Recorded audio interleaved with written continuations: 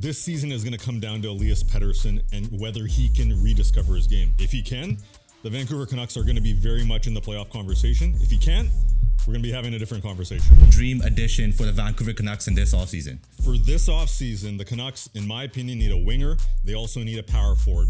And the player that comes to mind, Philip Forsberg, Nashville Predators. Not a good team last year. I'm not sure how good Nashville's going to be for the next couple of years. In your opinion, what made the Abby Canucks winning the Calder Cup special? Well, first of all, it's a local team. That's always special. But I think for the Punjabi community, what made it more special was not only did you have two players on the team, Arshdeep and Tocchet, but you had two coaches, Harry Mahesh, Manny Malhotra, and then you had the trainer, Chico Dunjal, as well. So the representation from our community, that's what made it special. So ultimately, the big question is, will Quin Hughes be a Canuck long-term? The Vancouver Canucks are always in the same position because they're too good to be in the lottery and they're too bad to make the playoffs. And joining us today, we actually got a Canucks expert in Randip Janda, who is a color commentator on Sportsnet 650 and also a Hockey Night and Canada Punjabi host. What's going on, guys? Good Welcome to be back. Yeah, great to be back. You guys have changed up the look a little bit. I like it. There's some mood lighting here going on as well. Yep. and the best part of this, you guys always support Dod Soda. And look at this. Big glass waiting for me when I got here. So I appreciate it. Cheers. That's why we get you in the summertime. This is the main reason. That's right. You know, it's good. It's perfect. Perfect. How's the off-season so far? It's been pretty good, guys. It's it's been one of those things where obviously you want the team to do a lot better and you want to be calling playoff games. Last year was really unbelievable. Game 1 against Nashville. I've been in the building, Rogers Arena, a long time, going back to my days as a fan too. I want to say it was as loud as, or just maybe below the slaying of the dragon. Like that's how much energy was in the building that night. Yeah. So to not have that this year, it's a bit of a downer. But luckily, call games for Hockey Night in Canada Punjabi. I'm hosting there, so we did our fair share. But from a local perspective, it's always nice to have playoff games. But we did have playoff games in Abbotsford. That's right. Abbotsford Canucks did win the Calder Cup, so we have something positive to start off about this Canucks conversation, and that is like the Abbey Canucks playoff run was probably something that is I won't ever forget, in my opinion. Yeah, it was special, right? And a couple of things. First of all, a Canadian team winning the Calder Cup, awesome. A local team from Abbotsford winning the Calder Cup, even better. What makes it even better, guys? The Punjabi involvement, right? Yeah. For our community, we know how much the community loves hockey. We see it just not too far from here on 72nd and Scott, right? We see it in your guys' studio.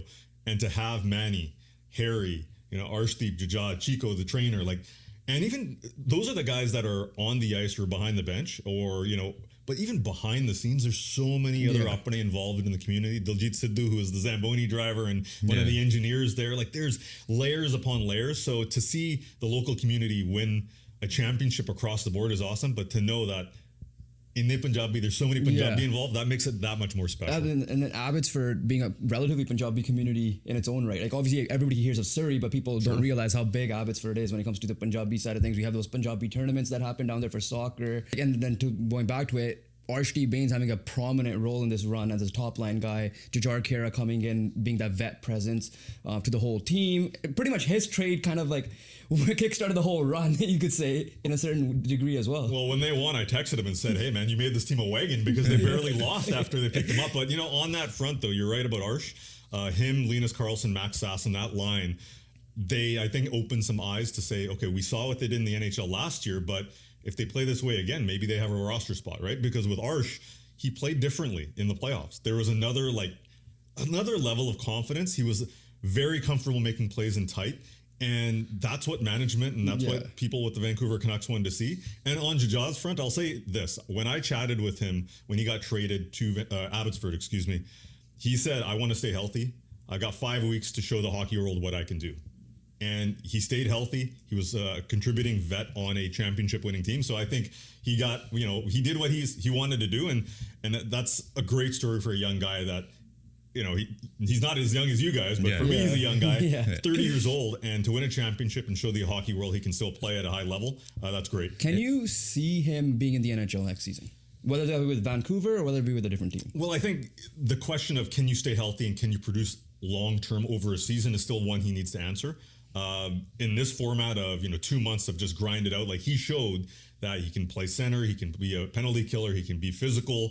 But the NHL, staying healthy is going to be important for him. So as long as he has a good offseason, I know a couple of years he dealt with a back injury, and there was even, flying on planes was the thing that he couldn't do comfortably, right? Like it was tough for him. Now he's back at a level where he's healthy. So it's going to be no doubt difficult making an NHL roster. It's not an easy thing, but he's in a much, much better position than he was the last 2 or 3 years. I'm just saying, it might be a stretch, but like Jujhar Khaira's impact on the Abbey Canucks is kind of similar to Brad Marchand with the Florida Panthers. Different league. I don't know if Jujhar scored as much. It might be a bit of a reach. Back on my old radio show, The Deep Reach, we hit the alert on that one. But so I did talk to a lot of guys about his impact in the room, though. Yeah. And when you have 300 games in the show, when you've played at the highest level, remember in Chicago, that was not a good team, but Jujhar had to play against the best players every single night. He was taking the toughest matchups. He was playing against Crosby.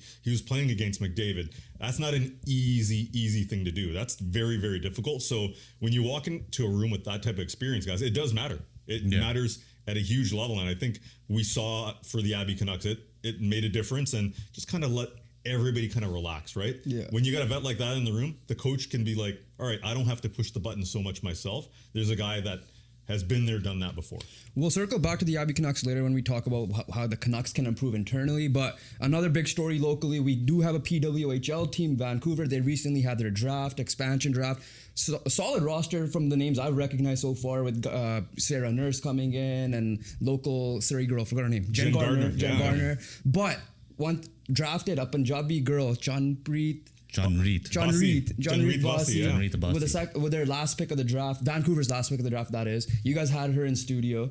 How was that experience talking to her there and seeing her being drafted out of UBC as well? Well, first of all, like seeing a player that played at collegiately in Canada, right? You don't see that many draft picks from Canada in that draft. And to have her who, racked up 100 points for UBC, she had a 4-goal game last year. Like she was good, right? So over her UBC career, seeing a Punjabi play at that level is big, but then to be the first South Asian drafted in that league's history, that's special. So, I had a chance to chat with her a little bit in studio, and she was not sure if she was going to get drafted. But I think one thing is for sure, like when you play at that level, you measure yourself against the best, whether you're playing Canadian collegiate hockey or US or wherever you play. And you could see like she's got the drive, very, soft spoken, doesn't say too much, but a lot of these hockey players are like that, and when they step on the ice, completely different individuals. And I think Chanreet, it's awesome to see the expansion of the game in our community, because for a lot of times, especially when I was a kid, maybe when you guys were growing up too, it was, the guys are playing ball hockey in the driveway. Yeah. Right? Now we're seeing that change over the last 10 years, where female involvement, girl involvement is through the roof, and that's important, right? So to have a professional league, have a Punjabi woman in that league drafted, it speaks volumes about where the sport is going. And I do want to say this though. You mentioned Jen Gardner. Jen Gardner, I played in a ball hockey celebrity game with her last year. Oh, it was me, Mantad Pandal, who works on Hockey Night, and Grup Seon as well. And she was playing at like 15% effort, and absolutely cooked us. Like it was, she is unreal. She just played in the World Championships as well. So if you get a chance, support Chanreet obviously, but Jen Gardner, awesome player at the international level. She was Rookie of the Year finalist, I believe, this past year as well, when she was playing for Montreal. Yep. But going back to the Punjabi girls playing hockey now, we had Ladli and Tanroop from Apna Hockey on back in December, I want to say. And they were saying, like, because obviously they do a lot of stuff with the Apna community when it comes to hockey across not just Canada, but North America and etc. They were saying, like honestly, like they were telling us, like, guys, we think that like it's more the women now that are like, we're seeing a lot more growth in hockey than we are seeing with the Punjabi men now too, which was like crazy to say here from them as well. Now we're seeing that like women getting into hockey is a lot now. I'm seeing it all over their posts, Brown Ballers posts, and all that. Yeah, we're seeing it like it's maybe a little bit more upfront now, but I remember maybe about 7-8 years ago in Hockey Night in Canada, Punjabi, we went up to Brampton to do hometown hockey. Remember the show that used to be on Sundays? And in Brampton, there was the majority of people that came to see and experience that day from the South Asian community, there were girls that were playing ice or predominantly ice. So it's a little different in every part of the country, but we've started to see this over the last maybe 10 years where you're getting more and more involvement, right? And now people are going to see, young girls are going to see Chanreet play, practice with the PWHL. And, you know, obviously it's going to be difficult. This is a pro team. So Chanreet is a very good player, but she's going to be playing against the best in the world. So, but the fact that she got drafted, the fact that she's going to lace them up for this team is going to motivate, who knows, maybe thousands, maybe hundreds of young girls to be like, oh, she's got a stick. Let me pick one up and see if I can play too. All right. Yeah, I'm just saying, like, we're just getting some big W's in the Punjabi community this month. Not a bad start to the summer, huh? Yeah, it's been a great start. But if you guys want to see more of the Chanreet Bassi story, you guys should check out the Hockey Night Canada Punjabi YouTube channel because they've done some good pieces with her. So that'll be linked down below. So make sure you guys check that after this video as well. Thanks for the plug, though. But I want to say, I also want to say shouts to the social media team for Hockey Night Canada Punjabi too, because Jovin's been working with us a little bit, creating some great content. So thank you. All right, we're time to flip the script to the negative side of things. We got to criticize the big team, the Vancouver Canucks. Let me take a sip of the before we get into the negative. So we already talked about our reaction from a fan basis, right? From a distance, right? You're commentating, so you've seen every game or commented almost every game. You're part of media scrums, you're part of press conferences, practices, and all that. What went wrong in your opinion this year compared to last year that you could say that you have seen, noticed, or even heard behind the scenes? Well, I think there's a couple of things, guys. Going back to the season, a year ago, there was everything went right for this team. Injuries were minimal. You had a team that started off very, very hot and then just carried that momentum, and they had that chemistry. I think there's a lot of players that were they're just well suited for this team. Veteran players that brought some swagger, brought some confidence, and some of them left, right? Whether that's an Ian Cole, whether that's a Nikita Zadorov. They're not star players, but they still are very important for the fabric of a team. And when those guys leave, you have to kind of redo it. You have to bring in the right players. You have to bring in the right attitude. And this year, I'm going to say injuries had a big part to do with it, no doubt about that.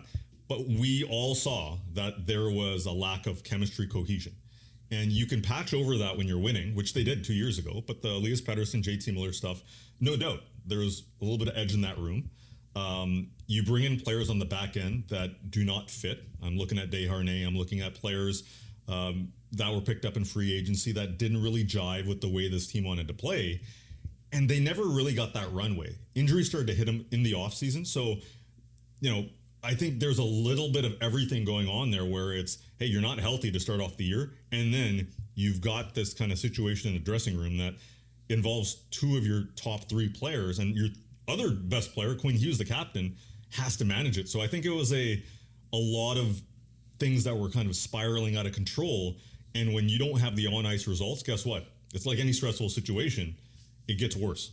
So how would you rank I'm going to give you 5 things that I've noticed, and how would you rank what caused the season to turn around? So number 1 is the PD struggles, the drama, the injuries, coaching, and the roster construction, because I wasn't a big fan of adding Desharnais in them, and obviously Forbert kind of proved me wrong, but out of these 5 things, and if there's anything else that I'm missing that you would like to throw in there, you could feel free, but how would you rank the order of what happened that caused the season to be bad? Yeah, I think for me, the biggest thing is Elias Pettersson. And the reason I say that is if your star player is clicking at an all-time high or near 100%, you can paper over these other things. If he's a play driver, if he's making things happen with the puck on his stick, Vinny Desharnais, in the end, is a third pair defenseman. Like, yes, it wasn't a great acquisition. You take you roll the dice and you hope that Adam Foote and Sergei Gonchar can help him adjust. That didn't happen. But we're not talking about Vinny Desharnais if the Canucks' top player is at least a point per game player and there's cohesion with JT Miller, because there might be animosity, but it's like both of those guys are doing their job.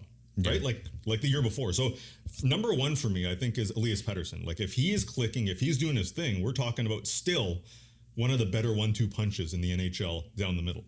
Now, the second thing is the drama, right? The second thing is if your top 2 players or 2 of your top players don't get along, that's obviously going to have a trickle down effect. And if your team's not working, is not winning. That to me was a major contributing factor. So the other two options I forget, other than Desharnais. But what was the? The roster construction as a whole, not just Desharnais. I think coaching, I'm not putting up there. I think that's the least of their concerns. Okay. Rick Tocchet was doing the absolute he could. Like, having known Rick the last couple of years, he was trying, right? Yeah. But like every coach, we say, show me a good coach, I'll show you a good goaltender, and vice versa. I think it goes for your star players too. Like if your stars aren't delivering, if you're trying to communicate to them in many different ways and they just aren't able to produce, and Elias Pettersson and even JT Miller last year, that's going to be a problem. So that's the least of the concerns. I think roster construction is the third one for me, where you're just saying, all right, that one, there's a couple of mistakes that you probably made on the back end specifically.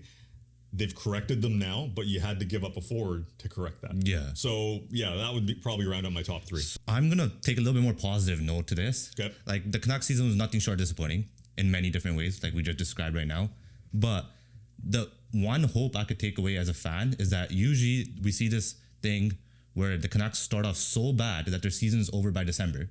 And then they just start playing good, where they go into that no man's land where they're not really having a high pick, but they're not making the playoffs. Yeah. This year, it was a little bit different. Like they were disappointing, they weren't great, but we still had hope of making the playoffs up until the last week of the NHL season as well. Yeah, and I think there's individually, I know there's probably some frustration for fans too, saying, hey, you didn't make the playoffs, but you don't want we call it sometimes the death march, right? Where it starts in November and December if your team is not good. Like look at Nashville this past year. Yeah. A very similar story to Vancouver in the sense that high expectations, but we knew early on Nashville was done. They're finished. And I interviewed Philip Forsberg around the Four Nations face-off, and great guy, trying to put a smile on, but you can see he was feeling it. Like this is a highly competitive player. Vancouver didn't have that. Vancouver had that fight. And I think individually there's a couple of things you can hang your hat on for Vancouver. The fight is one of them. The other one is Quin Hughes. We saw him level up. If it wasn't for that injury, he's winning a Norris and he's in the conversation for the Hart. Yeah. That injury is what slowed him down. I still think this season at certain stretches was more impressive than his Norris Trophy winning season. Right? Like if he's healthy, I think we're having a very different conversation. The other one, guys, is Kevin Lankinen, right? Kevin Lankinen fizzled near the end of the season because I think that was fatigue, but that's a great story. Now, if Thatcher Demko and Lankinen work together, that could easily be the best tandem in hockey. So, yes, you don't make the playoffs. There's certain moments where you're looking and saying, okay, of course, there's a lot of drama and turmoil, but you were able to see some positive things. The fight element, I think that's important because mentally, if you start to just say, all right, we're done. See, I'm thinking about Cabo or I'm thinking about Italy or wherever the players are going, that's a tough place to be. Then these guys don't focus on the game. This team wasn't thinking that way. They're trying to make the playoffs, even though a lot of fans didn't think it was realistic. So that being said, let's just say status quo, we know what the changes have been made. Let's just say the only change they make this point going forward is Elias Pettersson is back to Elias Pettersson. We know the 102-point season, whatever he was last year before the All-Star break. Yeah. Can this team make the playoffs as is? As long as he's playing as is. I think they can, because you didn't ask me the question of will they be a top 2 team in the Pacific. You asked me about the playoffs. Edmonton is still, I would say the Western Conference, they're the best, but they're going to be up there, a top 2 team in the Pacific. We'll see what happens with Vegas. Right at the time of recording right now, there's a lot of speculation of Mitch Marner. Obviously, that makes that team a lot stronger.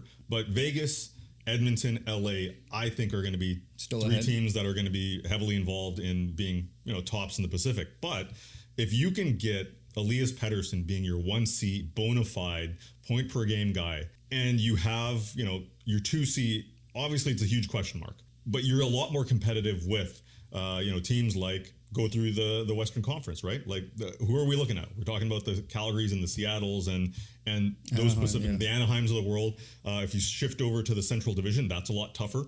Winnipeg and Dallas and St. Louis. But like to me, competing against the St. Louis, competing against teams like that for a wild card is doable if PD is able to be that difference maker. He's got to show a lot, though, because the last 18 months, he hasn't been that difference maker. So you guys should stay tuned near the end of the video because we will be sharing And Randip will be sharing his off-season upgrades some players that he would like to trade for or sign as well. But right now, we're going to get into the off-season moves that the Canucks already made, starting off with head coach Adam Foote replacing Rick Tocchet. So it's like Tocchet didn't get fired. Tocchet chose to move on. So before I even get to the Adam Foote hiring, I'm going to ask you this question. Sure. True or false? Just quick rapid fire. If the Philly job was not available, will Rick Tocchet still be the Canucks head coach? I want to say he would still be the head coach because I think the lure of Philly, especially knowing Keith Jones, they're tight. He's in the Hall of Fame of the Philadelphia Flyers.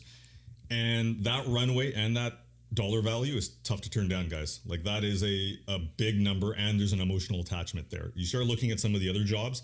Yes, there's an attachment to Seattle. Jason Botterill was the AGM in Pittsburgh when Tocchet was an assistant coach there. They won 2 cups together.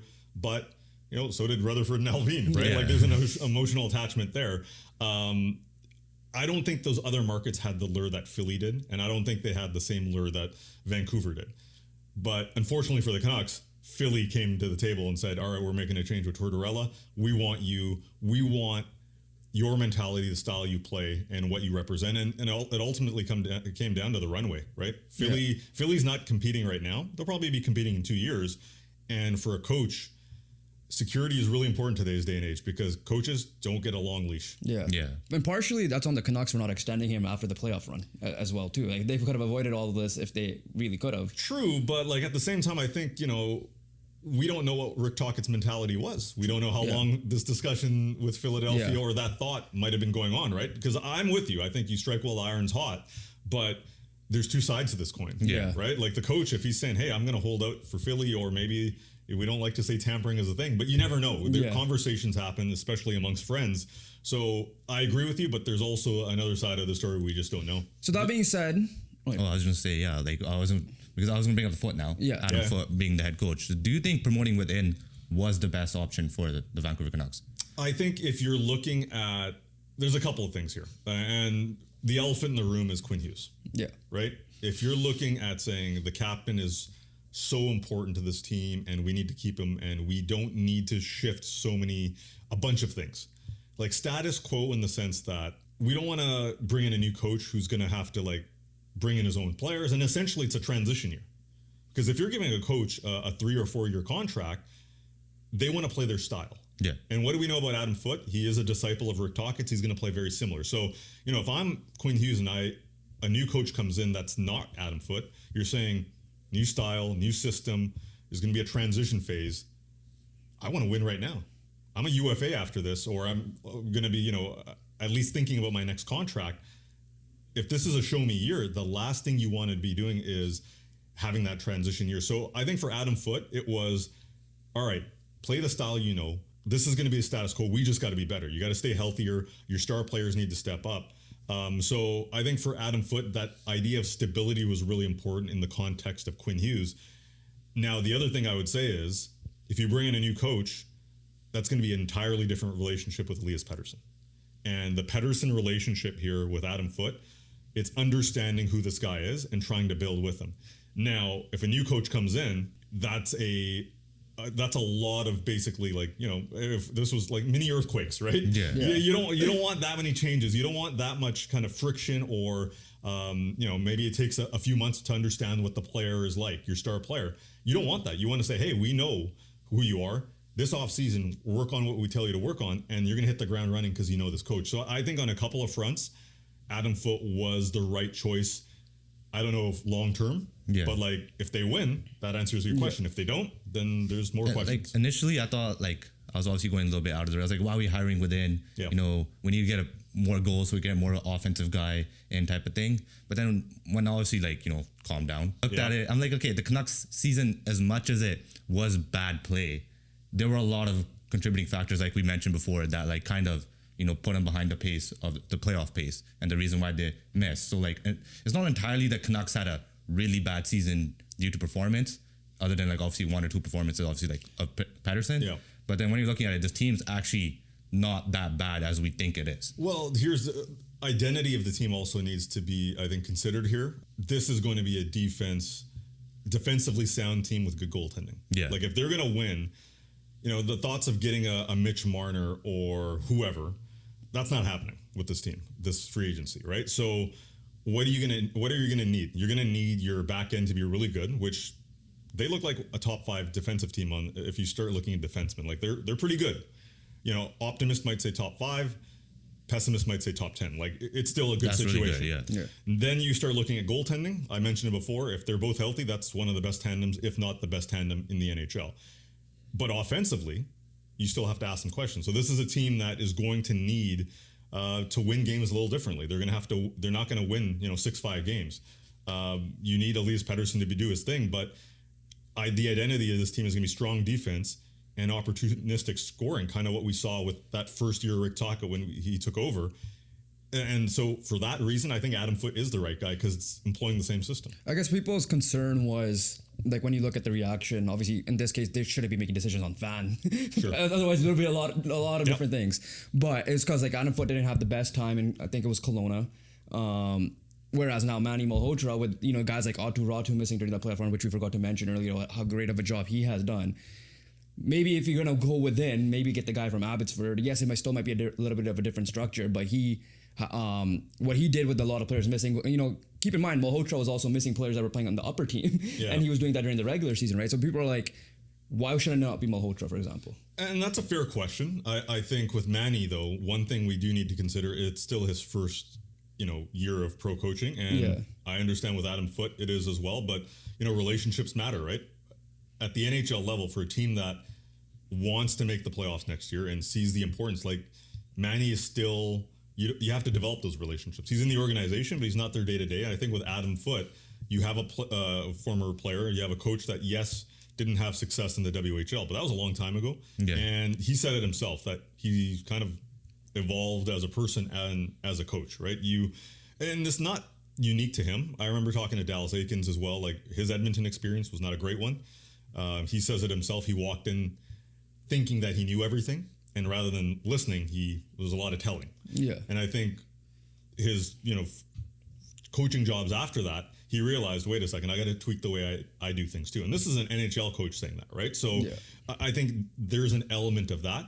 But with Manny, his time's going to come. Like when he got hired as an assistant way back when in Vancouver, I remember talking to his teammates from 2011. They're like, we thought he was going to be a coach like immediately after he was done. So they know he's going to be a head coach, but it's a different situation. When you're going up from the AHL club, there's going to be a lot of pressure under Adam Foote. And I don't think that'd be fair to Manny. Yeah. Going in as really an external candidate. You're not in that locker room. With Adam Foote, he actually understands the pressure. He understands the dynamic. So that's the coaching move.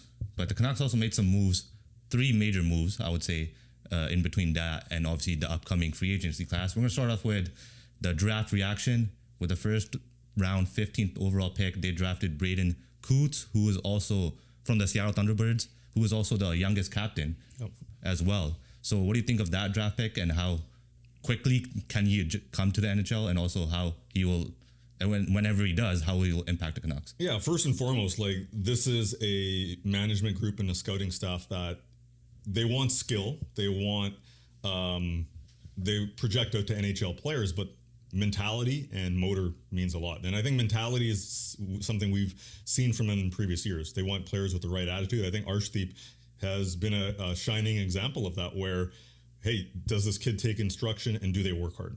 Yeah. And we've seen that in Abbotsford. And I think Braden Cootes is also a very similar story, that this is a good leader. And you mentioned being a captain at such a young age. But even beyond that, his motor, like he works hard. And that's one of his strong suits. So they want that. Like skill is one thing, but one focus was hard skill. Like, can you get to the inside? And with him, he is that type of two-way center. In terms of when will he get there? When you're 15th overall, obviously there's a lot of great intangible, I think, skills and attributes we want to say that these players have, but it's still a couple year process at the very least, right? Like your body has to fill out. Some of these guys are actually going to even grow a little bit more. That's how young they are. They have a growth spurt. So I would still say you're looking at probably 2 to 3 years at the very least. 2 years if you're super optimistic, and it takes a while, right? Like it takes some seasoning, especially at the center position. It's such a physically demanding position. And what this team does have now is they've got Ratu. Hopefully, They pick up one or two other centers as well. The last thing you want to see with a young prospect is them being rushed to the NHL just because you have an organizational need. So I think ideally, yeah, if it takes 3 years, that's perfect. That's great. That means they're developing, they're dominating at their level, and you have found, whether it's a temporary solution or maybe you pick up a free agent that you hit a home run with, and then you have options. So I think it's a solid pick. You know, Roger McQueen, who's 6'5", right shot centerman, went a couple of picks before. Yeah. That was one that I was really intrigued by because hockey people love size.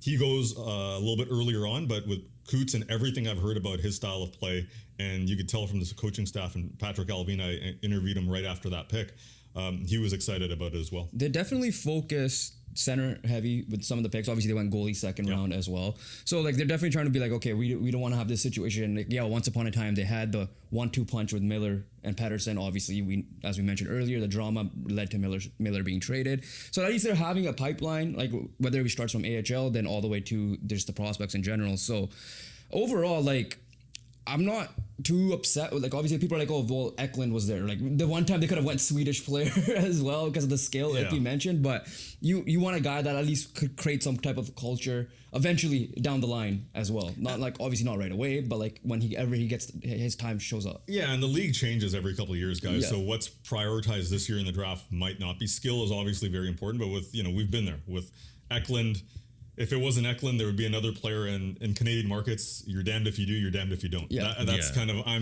I saw some of those tweets and I was like, you've got even Jason Bukala on the broadcast was like, this might be one of the picks of the draft with Braden Cootes. Yeah. That's how good of a player he could become. You got a skill evaluator, a player evaluator of that level saying, you might win the draft with this, or at the very least, you'll be up there. It's a heck of a pick. At that point, I don't worry about that. In terms of organizational need, though, they have one. Prior to this draft, they had one center under 23. That's Atu Ratu. Yeah. So they definitely needed centers. They addressed that. And what Tampa Bay kind of showed us a few years ago was, and all these teams do it now, but Tampa was really good at it, is when in doubt, pick up a center because they're going to be useful for you in the playoffs, and you can always pop them out to the wing, right? Yeah. If they're a good center, guess what? They're going to be a pretty good winger as well. Yeah. You just give them a little bit less defensive responsibility. So we'll see what happens in the future. But yeah, they certainly addressed the need.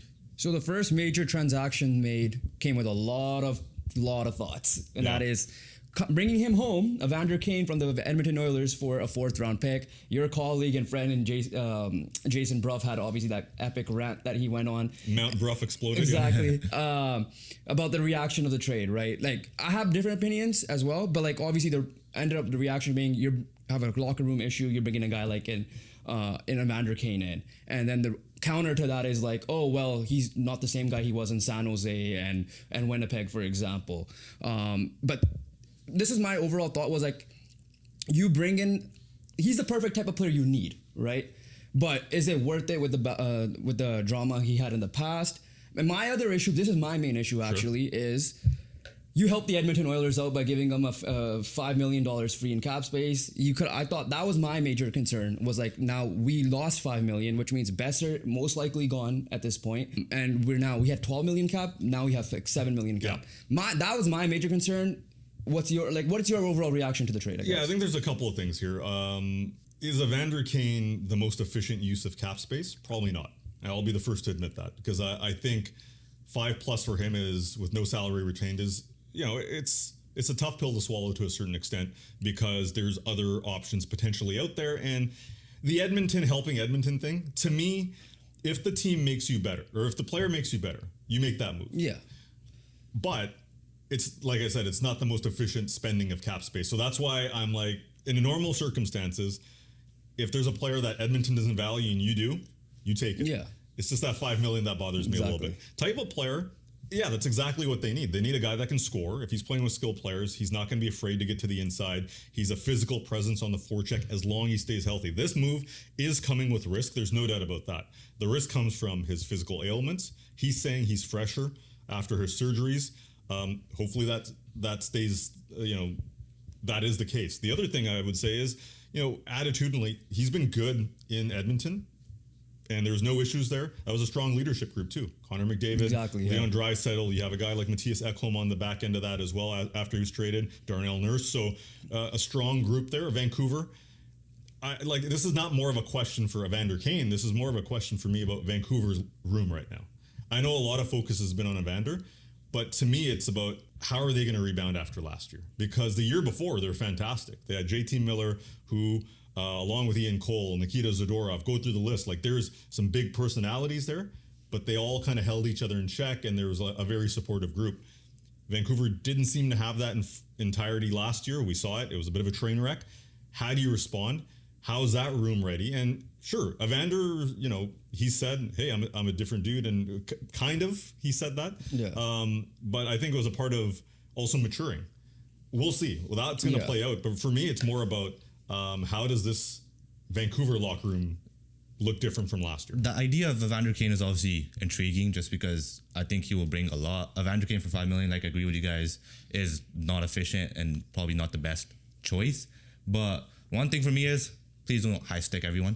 Understand. That will probably be a massive help. So, okay, as a player though, because I think there's a lot of his attitude or his perceived attitude get a lot of attention, and maybe a younger version of him for sure, right? Whether it was in Buffalo, Winnipeg, or San Jose even. But I think the most important thing for this team from a hockey perspective is he going to be able to make an impact on the forecheck? Is he able to get in front of the net? Yeah. Their forwards were not able to do that last year. Dakota Joshua had his own, obviously, health concerns. Jake DeBrusk is not that type of player. The only guy that was consistently doing that really was Kiefer Sherwood. So are you able to get that from him? If you are, for 1 year, I think, it's worth a risk. But that comes down to the hockey side of things. Like, does he gel with a Elias Pettersson or a second line center who is Philip Hedl, or fill in the blank with whoever that might be? My only concern when it comes to the attitude side of things is, again, he was playing with Connor McDavid and Leon Draisaitl, right? That's the first thing. Second thing is, this is stuck in my head again. People can change. I'm not saying that. I used to work with a guy whose cousin happened to be a teammate of his, in one of his previous stops. I'm not going to obviously go into too much depth, and he said that, obviously in the outside looking in, it could be he's a good guy. He's done a lot for the community, as they said, for Edmonton. But behind the scenes, they're man, they hated this guy. Now, granted, that is a different room, different roster and all that stuff. That is kind of it's just in the back of my head. I'm like, okay, can this be a thing here? Because, again, playing with someone like McDavid and Draisaitl might be different than coming home. And now you're comfortable, and stuff like that can happen as well. Yeah, ultimately it comes down to, what makes the person go and what makes them tick, right? We can have our ideas about, what a person is or not. I'm in the room, but I'm not in the room when the game is played. I'm not on the bench.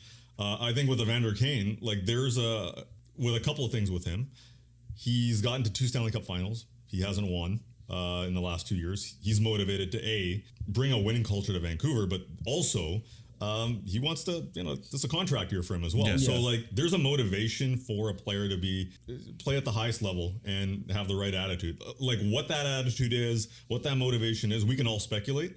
I think once he hits the ice, I think once he's in practice, once he's in that room, we'll get a sense of what he jives. He said himself, he only knows one player on that team, and that's Tyler Myers. Obviously, he's played against a bunch of other people, but he doesn't really know them. Myers knows them going back a while, but so we'll see. But it's a massive question because he is going to play, I would assume, second or third line for this team. So there's one more move the Canucks, I guess it's not official yet, but reportedly make it feels like it's official. And the one thing that makes this guy pick, I think, is the first month of the NHL season, and that's Connor Garland, who has reportedly agreed to a 6-year, $6 million AAV contract extension with the Canucks. When I'm looking at it firstly, I was like, okay, $6 million, the cap's going up, might not be that bad. And he got a little bit of a pay raise from his previous contract. My concern is more the 6 years, just because he's already 29, turning 30 when the contract kicks in. Yeah, I think with Connor Garland, if this is going to be the contract, I have no issues with it whatsoever, because you mentioned a couple of things. $6 million at the time it kicks in is already going to be start dropping in terms of percentage of the cap. Yeah. So $6 million is going to be third liner money, very soon in the NHL. I don't mind that for the amount of effort, the spark plug nature that he has. I should also mention he's best friends with Quin Hughes. Doesn't hurt either. If you can get him locked up for 6 years. But Connor Garland, to me, you're going to have to make these deals that get players into their 30s, especially if you're trying to retain talent. And you don't want too many of those. I think the Islanders made too many of those deals. But if you've got a player that is probably the hardest working player that's developing to a leader who is now, and I've seen it at practice, right?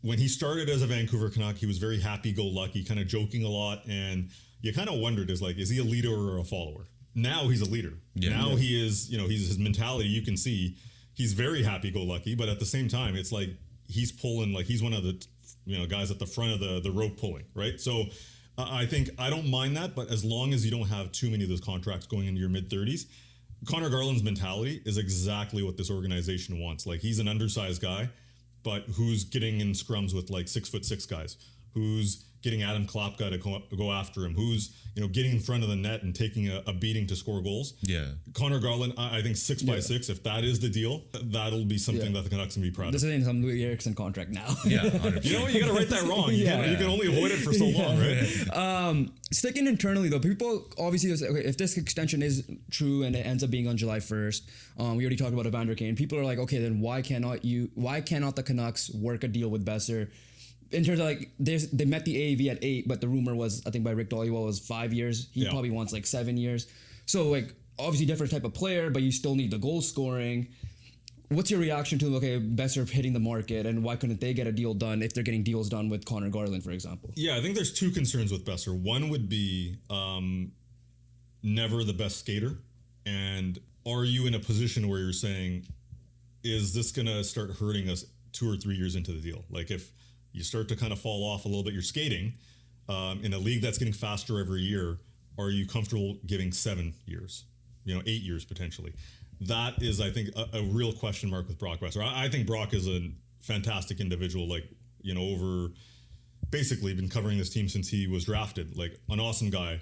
But foot speed is a real big question with him as he gets older, right? Because he's never been the fleetest of foot. The other question, of course, with Brock Boeser is, I think the speed element has to do something like that as well. But you're also, what is he without JT Miller? I think that's a question that needs to be answered.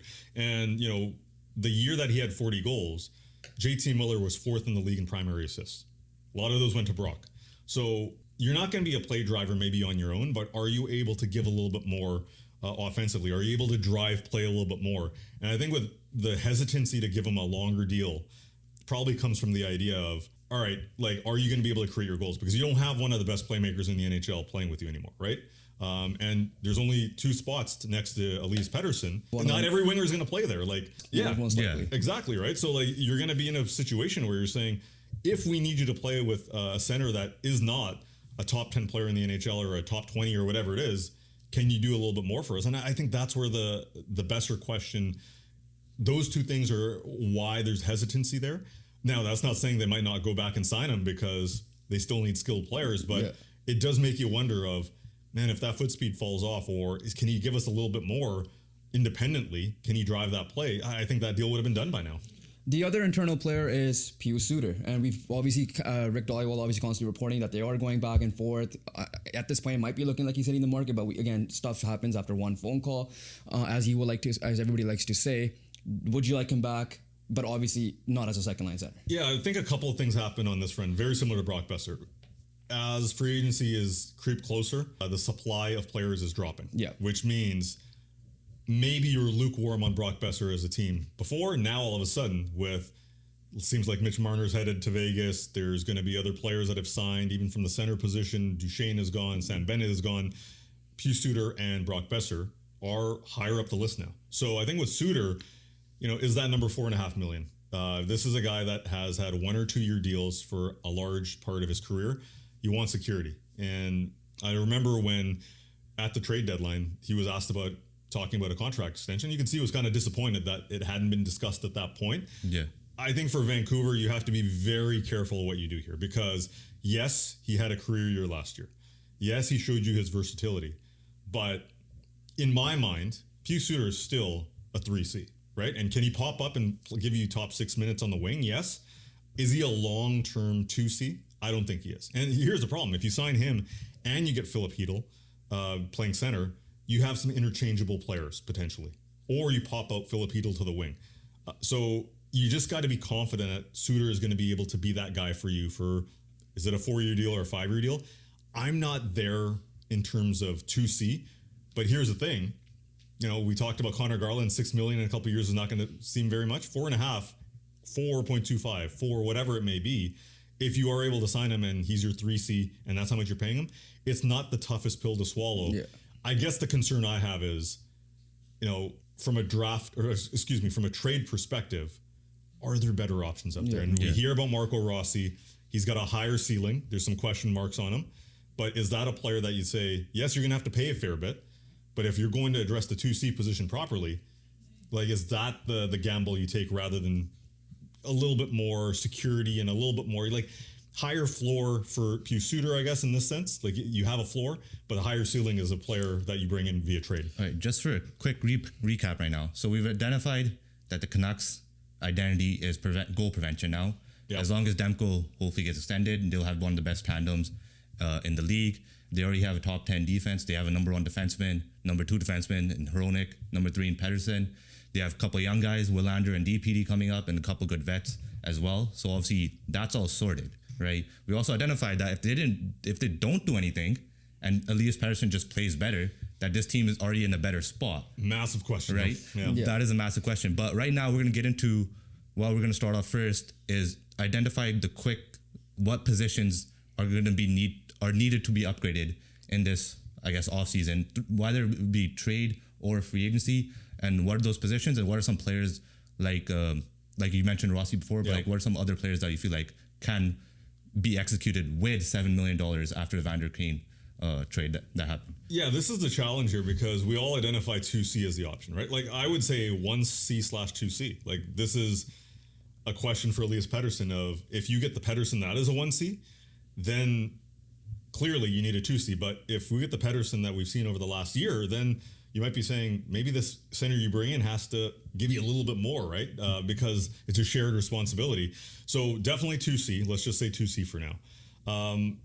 The bottom 6, I think there's enough there to have that competition. They've addressed that area. You need another winger, in my opinion. So, you know, we're talking about pretty sizable ads, and free agency is not giving you many options. So as far as the roster construction is concerned, to answer your first question, 2C, and you need a top 6 winger. Yeah. When you said, like, okay, so the defense is what you call it, it's a surplus right now. Like, we have guys that are there right now, Marcus Pettersson, obviously DPD's coming up, Hughes, Hronek, Tyler Myers is still there. Guys that are Kirill Kudryavtsev, who had a really good postseason and season in general with the Abbey Canucks as well. You got guys down there. Willander, we'll see what happens with him. Is it one of those situations? And then, and one more thing, what are you going to do with Archer Shilovs, right? So, because we still haven't answered the question of, there are talks that Demko is the extension is getting close. So does that mean, okay, now Shilovs is, you're not going to keep Shilovs especially that now he's no longer waiver exempt. You drafted a goalie, right?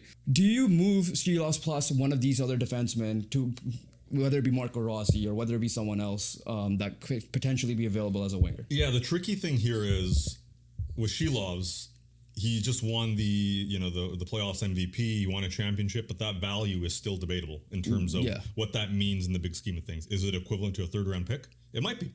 So if you're to trade that straight up for a pick, you're not probably getting that much back. You do need to pair it up with something to get something of value. And this is the tricky thing, because this is what Canucks fans don't want to hear, is that you're going to have to give up something of value. And the names, if we were talking about legitimately a 2C, like, Marco Rossi, to me, I like Marco Rossi as a player. 60-point players don't come around very often, and that could be the start of things. But we do need to say a couple of things that, he was playing 4th line. And obviously, Minnesota Wild did not have confidence in his size and maybe his style of play in the playoffs. So it's not like he's answered those questions. He's going to have to answer them with the Minnesota Wild or whatever team he goes to. So it's not a slam dunk pick. It's a bet on a young player getting better.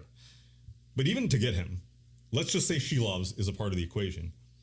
We're looking at a player like DPD having to be involved in this deal. Like, Kudryavtsev has played a fantastic playoffs, but he can't be the prospect in a deal going back the other way. I don't think he has that value. Yeah. Victor Mancini, a heck of a defenseman. I think in the AHL he showed he's got more puck skills.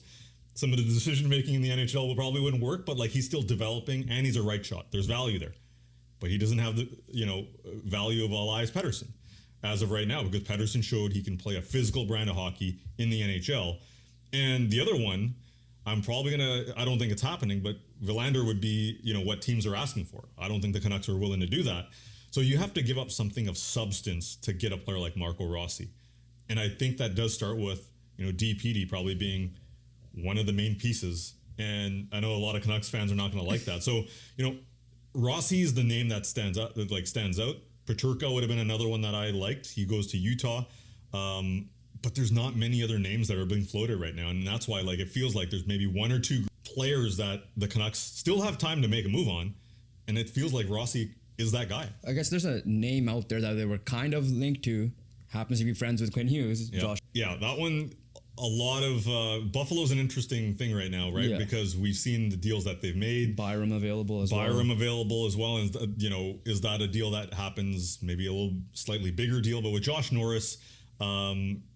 I like him as a player, even going back to his Ottawa time.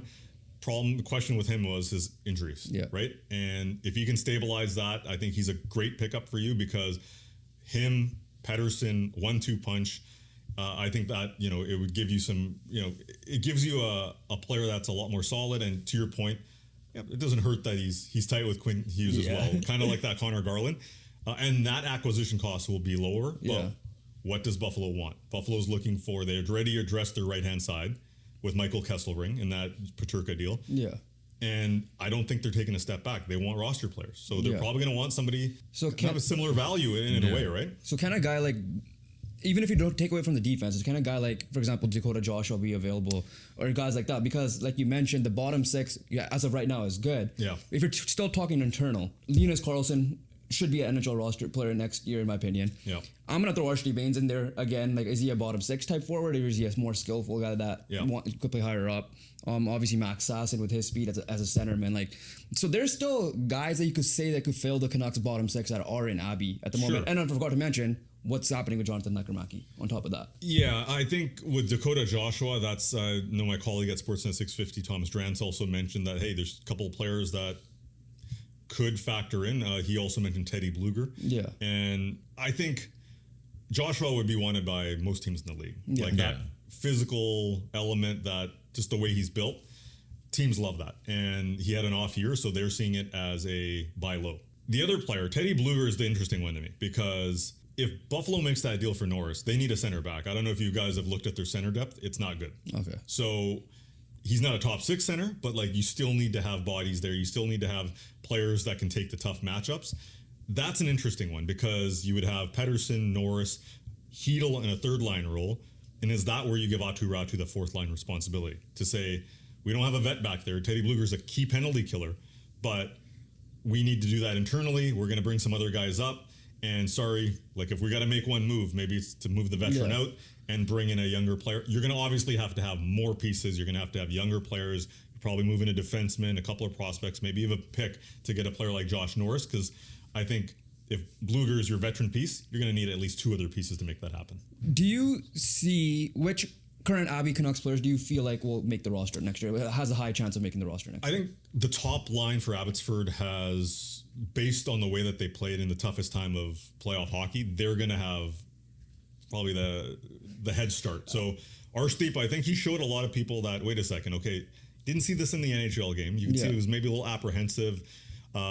He wasn't that in the AHL playoffs. He was making plays in tight, showing off those hands. There's no second guessing his shot at the AHL level, especially in the second half of the year. And I remember talking to Rick Tocchet about that, and he said, I just want him to shoot more. He's just got to shoot more. He was Trust your definitely shot. a lot passive for sure. And we saw that in the playoffs where it was it was a killer instinct there. If he can bring that, I know for a fact, he is liked in that locker room. They like that he works hard. I remember having a conversation with Ian Cole once, and Ian Cole was like, this kid's good. JT, sorry to cut you off. Yeah. JT requested him to be on his line on his second game as the NHL too, right? Well, which is a lot. And that tells you a lot about Arsh, but that also tells you a lot about JT Miller, where he's saying, throw the kid with me, I got him. And I think there's an element of, don't worry, throw him in the deep end. I'll be his, his kind of lifeguard if he needs it. But I think with Arsh, this playoffs really opened the eyes of a lot of people that watch this team closely, including myself, because that was a question I was asking. It was like, all right, can you be a playoff difference maker? And he showed that. Linus Karlsson has been... He should be, I think. The way he played even at the end of the regular season, I was a big fan of his then. Yeah. I like the way he's a very smart player. Rick Tocchet liked the way he played even before when it didn't seem like he was hitting all that much.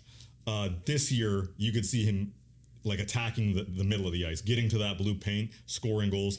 And Sasson, I like his speed, right? I think he's got more room to work with in the AHL.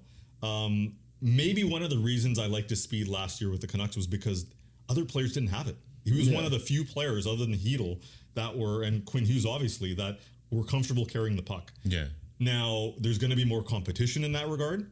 Does he still stand out? Does he get better? I think he's got the toughest path to the NHL. I think Linus Karlsson probably has, I wouldn't say the easiest, but like the smoother path. And I think Arsh is probably in the middle. On the back end, you start looking at like this real competition there, guys. They brought back Forbert as well. They wanted a veteran on the left-hand side, which means Kudryavtsev, DPD. That left side is stacked. But one thing for DPD and Kudryavtsev that's really good, they played the right-hand side at stretches last season. DPD did in the NHL, Kudryavtsev's in the AHL playoffs. That is value at the big level, at the top level, because if you can show that versatility, especially to a coach like Adam Foote, who's a former defenseman himself, you're going to score some points. Where do you stand on Lekkerimäki, though, at this point? Like, obviously, he had that oral surgery that people say can cause his game to go down in the playoffs. He had big games, like I think it was game 2 or whatever it was, where he had the 2-goal game as well. Is he, in your opinion, more of a trade chip, or can he be in the NHL roster next year? No, I think Lekkerimäki will be somebody that is going to serve Vancouver well. Like, this was his first year in pro hockey in North America, right? Like, you mentioned the oral surgery. I think on its own, it's tough to find your rhythm at the pro game, and especially playoff time, and especially in the AHL. The AHL, like, it's supposed to be an easier league, but there's also a lot of like randomness. And you know, there's a lot of randomness in the AHL. It's a little bit more of a choppier game. Yeah. And for players coming from Europe, it's not as, you know, like, the NHL is cerebral. It's a skill game. It's speedy. There's no question that you don't have as much time on the puck, but it's not as choppy as the AHL. And for a guy that is skill and, you know, he's a one-shot scorer, that can be a bit of a challenge too. I still think I'd like to see him dominate at the AHL level. I want to see him season a little bit more, and this management group believes that, going back to their days in Pittsburgh. So for me, Lekkerimäki, his shot is still elite. Like, you don't pass up on shots like that. So 1 year in pro hockey, I think this was like, all right, dipping your toe in next year. He dives in. Let's see how he does. And I still am like, that shot on the power play, guys. You know, that to me is going to be, I think, something to watch out for. Right. Being real, we know the Canucks are in the difficult situations, but let's do something fun, and let's each come up with a dream player that we would want to be in the Vancouver Canucks next year. So if Patrick Allvin pulls off some sort of masterclass, I think these will be our players. And I'm going to start off, I think this is probably the most boldest one, but with the Boston Bruins having an absolute terrible season, I wouldn't put it past David Pastrnak requesting a trade. Oof. And I don't think the Canucks have anything other than Quin Hughes to give back. But if the Canucks somehow pull off a David Pastrnak, I'll probably celebrate more. I'll probably celebrate that more than winning a Stanley Cup, honestly. All right, there's some spicy takes, but that's full on Huddy Mitch, right? Yeah. Bite into it. Okay, Pasta, like, unbelievable player. I don't know, man. Like, why would Boston do that though? But I agree with you. But you're right. You're right. This is a hot take. This is a dream scenario. It's your dream. I like it, man. Like, I don't know how it would happen. The package for that player would be unreal, though. You know, we talk about like Canucks fans being like, "Oh, you can't give away that prospect." For Pasta, you probably have to give him all the way. Yeah, mine might be a little bit more realistic, but I still think it's not going to happen because it's the Canucks. Jason Robertson. Because the reason why I'm bringing him up is because there's already rumors about him wanting to leave. Not wanting to leave, sorry. Dallas might be looking to move him. But Marchment got traded, so that could help the cap situation. They obviously brought back Duchesne as well. Jason Robertson can be somewhat realistic, to be fair. I guess the question is, like, how many wingers can you pay, right? They pay Rantanen a lot of money. Yeah. Can you pay Robertson in his next contract the same one?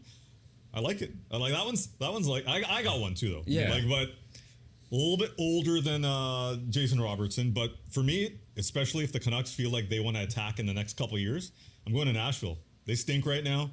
They've got an existential crisis going on. Philip Forsberg, bring another Swede to Vancouver, but he's different. He's a elite power forward. He's exactly the type of player this team needs. They need a guy with broad shoulders that can do a heavy lifting next to Elias Pettersson or whoever that second line center is. Philip Forsberg, bring him home to Vancouver. Sweden West. Bring him home.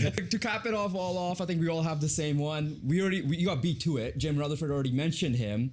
Or Dom, not even him. It's Dom. multiple, yeah. The Hughes brothers. How much of a chance are you giving this to actually happen? Is it strictly on Jack Hughes' injuries that might cause them to trade him, if anything? So one of my favorite shows growing up was PTI, and the percentage game when you have to pick a percentage. Yeah. I'm gonna say 3%. Okay. I'm sorry, I know it's a dream scenario. Yeah. But it just getting one player traded in this NHL is tough enough. Can you imagine having two brothers getting traded? Lower chance. Like, out of all the players we mentioned, is that the lowest chance? Actually, I think Pasta might be the That's lowest. the point you won. To control where he goes. Yeah. On top of that. Yeah, that's true as well. Yeah. Like, I think Pasta's got the lowest. If the Canucks can make the Hughes thing happen, right? Like, Rutherford was apparently joking about it. Yeah. But you know how we talk about like Brian Burke making the Sedins happen on draft day? Yeah. That will be surpassed if Yeah, somehow exactly. Jim Rutherford and Patrick Allvin can make this happen. Yeah. So with that being said, to transition to before we close it out, will Quin Hughes ultimately be a Vancouver Canuck for a long time? Oh, you're coming with the easy questions, aren't you now? I'll put on my predictor hat. That's such a tough one, man. Like, Yeah. Here's the thing, right? He is the captain. He loves the city. But until that deal is signed, there is always the lure of going somewhere else. And if players, John Tavares was the captain of the New York Islanders, he ended up somewhere else. Connor McDavid in a couple of years from now, he might go somewhere else. Like we doubt it, but like it's such a difficult one because it's every player wants to look at it a couple of different ways. Winning is most important, but this is a very interesting time in the league's history. The money's never been better. And if you look at money, Vancouver can probably pay him the most on an 8-year deal. So it depends on 7 now with a new. Well, yes, 7. Yeah. But it depends on the priority of a player. Does he value winning in a specific city? Does he value the money? Does he value the runway and the trajectory? Does he value playing with his family? Yeah. In a normal scenario, I would make a prediction, but there's so many other variables here with Quin Hughes because with family, that just adds a new wrinkle. So I don't know, man. It's gonna be a really entertaining season this year because it feels like every game will be like an extension of the Quin Hughes debate, right? From the outside looking in, let's just say they have a year like last year, make the playoffs, but maybe not be how they were the year before. He seems to be the guy. I don't know him personally, obviously, but like he was given the responsibility of being a captain of one of the biggest markets in hockey. Right, I feel like he does value that and might have the responsibility. Like, hey, these guys gave me the opportunity as well, drafted me. I want to help these guys get a cup or get close to one at least before I decide to leave. He seems that type of guy to me, but obviously we'll see what ends up happening with it. There's a lot of, like you said, criteria. Like, is this team going to be good? Is it going to be competitive? And the factor that I could play with my brothers on top of that as well. One thing I'll say about Quinn is that even going back to early on in his career, like year 1 and 2. He is ultra competitive. He is a player that holds himself to such a level where it's like getting up and leaving that's not in his DNA. He doesn't do that. Like, he gets better every year. Even after he won the Norris, he comes back to the first, day of Canucks training camp or the Jake Milford golf invitational that happens here in Surrey. And you ask him, what'd you work on this year? He'll give you at least one thing to say, I wanted to make sure I attacked the middle or got shots through. So this whole idea of like being there for the moment or not, not like moving away from a responsibility, I think that's a valid one. But free agency, family, all these things are so foreign to us. Let's be honest, right? Yeah. If you cover the game, if you're a fan, most of us will never be in that position. So all these variables, all these criteria that they go through and say, what's going to actually make me happy? Like we could never relate to. So I'd love to be in Quin Hughes' shoes because guess what? They'd be very expensive shoes. Yeah. But I can't answer that question. But it's going to be a heck of a year. Well, Randip, thank you for joining us on this full Canucks breakdown. We literally talked about every aspect from especially Abby. in studio. Especially in studio as well. Abby, obviously the current situation, what they need to do to get better. PWHL. But All of obviously, it. so we appreciate you for coming on. I don't think you're going to see a full Canucks breakdown like this on YouTube. And we also have a Canucks expert, so that makes it obviously a little bit better. So we appreciate you for coming on, taking your time. We want to get to this moment for you to promote whatever you've been working on and whatever you want to promote right You're wearing now. one of them right now. Well, one of the things that just so happens, it's the beach tea for Dud Soda. So dudsoda.ca. Thanks for the love. It's been getting a lot of love.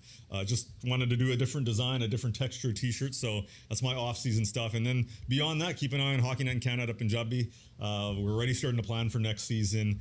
And beyond that, free agency coverage, Sportsnet 650, training camp, you name it, over the next couple of months. We're not going away too far. I'm in, and also catch me at a local kabaddi tournament near you. I love kabaddi in the summer, so And Nations Cup in Richmond. You might Nations follow up. Cup as Yeah. well. You name it. I'm staying pretty local this year. Appreciate you once again. Hopefully we could do this more down the line, whether it be online or in person. Everybody check out Randip's links down below, the Dotsoda tea and everything else he has mentioned. Appreciate everybody guys watching. Comment your thoughts down below. Hit that subscribe button and we'll catch you guys on the next one. Peace.